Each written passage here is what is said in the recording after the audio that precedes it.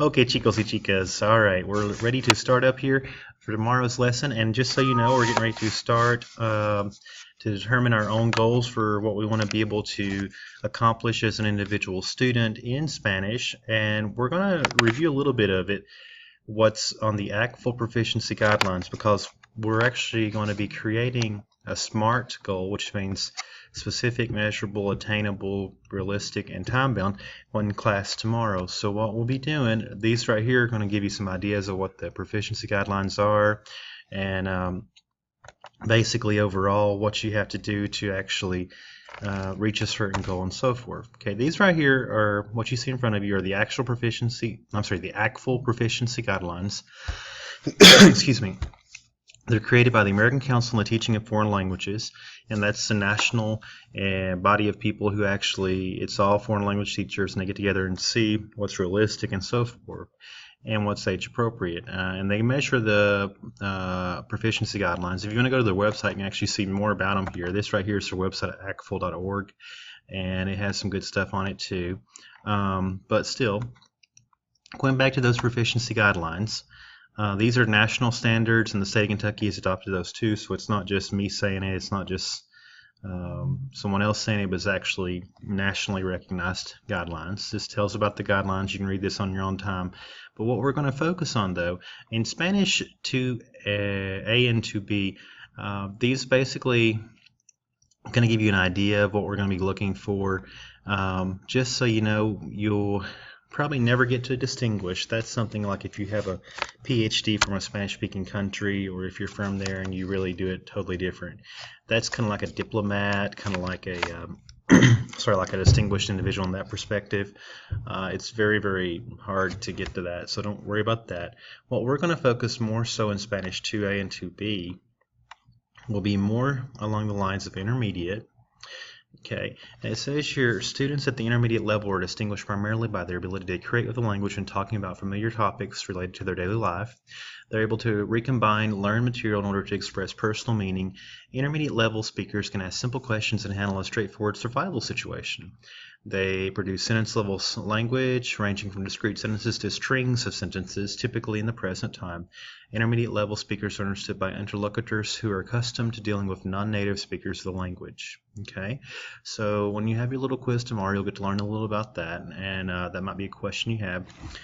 Intermediate high, talks about those items. Intermediate mid, and so forth.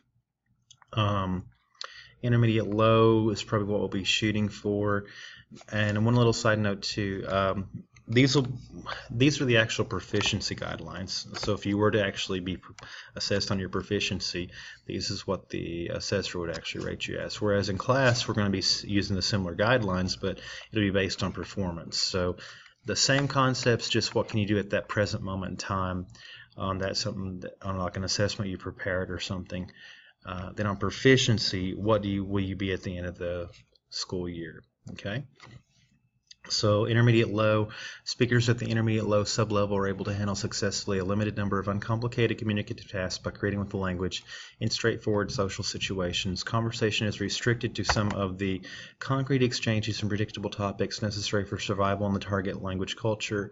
Topics relate to basic personal information, for example, self and family, some daily activities, personal dialogues, and some immediate needs such as ordering food and making simple purchases, stuff that you have to do in really everyday life, real basic stuff. Speakers are primarily reactive and struggle to do like direct questions, but you get there, and then they're able to do a few appropriate questions. And then sustain the functions of the intermediate level, although it's just barely there, but that's still there though. Okay, so those are the items that you'll see based on that, and you should probably, as of right now, your pre-assessments will tell me this once I get those graded this evening and stuff. So these right here are the novice mid proficiency guidelines. You should, after Spanish 1, be approximately at novice mid from what we did last year and everything. And that doesn't matter if you had me or Mr. Duncan or whoever you had, you should essentially be at this level right here, more or less. You should be ready to finish up. Hopefully you're up at novice high, but everyone should be at novice mid. So novice mid is where they have basic words, phrases, and so forth. And then Novice High talks more along the lines of what you can do, basic items, sentences, and to an extent, but not really full sentences, and you're not able to hold on to it for a long period of time. So, I'd say many of you are already in these areas right here, Novice High, Novice Mid, but still, those are some basic items, okay? Now, that's the majority of it. Let's just read what Novice High is, just so we'll get it. So speakers at Novice High sub-level are able to handle a variety of tasks pertaining to the intermediate level, but are unable to sustain performance at that level.